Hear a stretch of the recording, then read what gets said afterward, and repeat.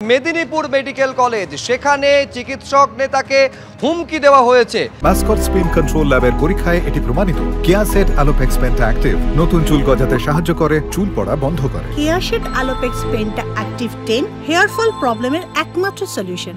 আরেকবার আপনাদের বলবো, মেদিনীপুর মেডিকেল কলেজ, সেখানে জুনিয়র ডাক্তারদের হুমকি দেওয়া হয়েছে বলে অভিযোগ সামনে এসেছে। টিএমসিপির ইউনিটের সদস্যের নেতৃত্বে এই হুমকি দেওয়া হয়েছে বলে অভিযোগ। টিএমসিপির চিকিৎসক নেতার নেতৃত্বে হুমকি দেওয়া হয়েছে বলে অভিযোগ সামনে এসেছে।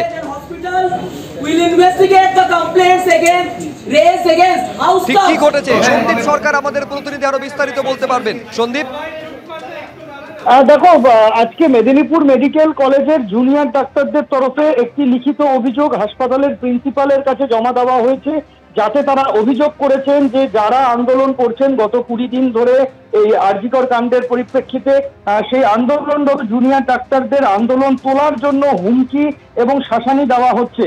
এবং অভিযোগের তীর আনা হয়েছে কলেজেরই তৃণমূল ছাত্র পরিষদের সমর্থক সদস্য জুনিয়র ডাক্তারদের বিরুদ্ধে। অভিযোগ যে 7 থেকে 8 জন তারা টিএমসিপি ইউনিটের এক নেতার নেতৃত্বে তারা এই হুমকি দিচ্ছেন, এই আন্দোলন তোলার জন্য চাপ সৃষ্টি করা হচ্ছে, ভয় দেখানো হচ্ছে।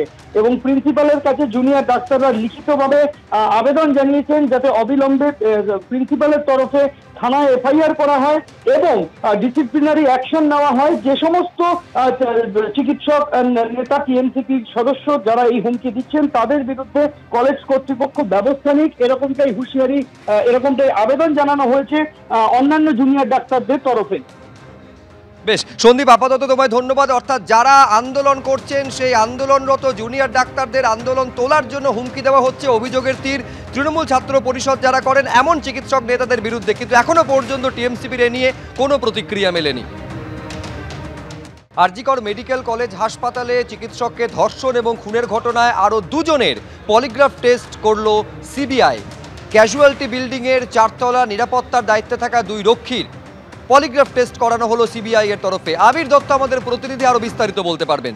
আবির, দেখো, যেটা জানা যাচ্ছে সিবিআই সূত্র থেকে যে এই যে রেপ অ্যান্ড মার্ডারের যে তদন্ত সিবিআই তরফ থেকে করা হচ্ছে, দফায় দফায় জিজ্ঞাসাবাদ করা হচ্ছে বেশ কিছু ব্যক্তিকে।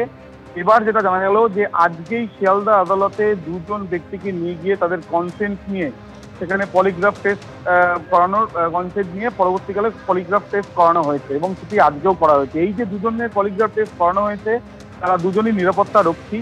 ঘটনার দিন তারা ওই যে জায়গায় ঘটনা ঘটেছে তার আশেপাশে সমস্ত জায়গাতে সেই নিরাপত্তার দায়িত্বে তারা 2 জন ছিল। তাদেরকে এর আগেও দফায় দফায় বেশ কয়েকবার জিজ্ঞাসাবাদও করা হয়েছে সিবিআইয়ের তরফে। এবার আদালতের দ্বারস্থ তারা হয়েছেন এবং আদালতের দ্বারস্থ হয়ে কনসেন্ট আবেদনও করা হয়েছে এবং সেই কনসেন্ট পেয়ে যাওয়ার পরেই আজকেই তাদের পলিগ্রাফ টেস্ট করা হয়েছে। এর আগে আমরা দেখেছি সন্দীপ ঘোষ সহ একাধিক ব্যক্তি, বেশ কয়েকজন চিকিৎসক এবং একজন সিভিক ভলেন্টিয়ার, তাদেরও কনসেন্ট নেওয়া হয়েছিল পলিগ্রাফ টেস্টের জন্য এবং পলিগ্রাফ টেস্টের প্রক্রিয়া চলেছে। এবং জেলে গিয়েও সঞ্জয় রায়, যাকে গ্রেপ্তার করেছিল কলকাতা পুলিশ, তারও পলিগ্রাফ টেস্ট হয়েছিল। কিন্তু দেখা যাচ্ছে এবার আরো 2 জনের পলিগ্রাফ টেস্টের আবেদন করা হয়েছে এবং আজকেই সেই পলিগ্রাফ টেস্ট করা হয়েছে যে 2 জন নিরাপত্তা রক্ষী, এমনটাই জানা যাচ্ছে সিবিআই সূত্রে। ধন্যবাদ আবির।